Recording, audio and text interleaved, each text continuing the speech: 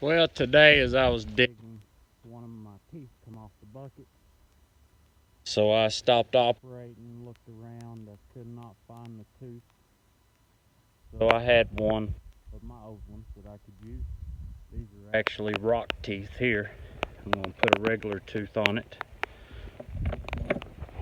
And the pin that you use, you put in just as such. Right there. Then you want to drive it down. Not too far.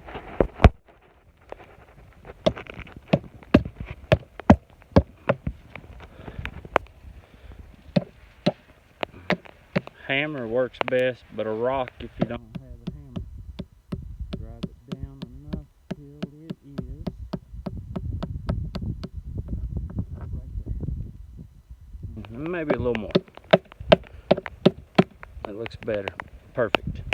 That's how you fix a tooth on your bucket if it comes loose or you need to change them out, depending on what you're digging in.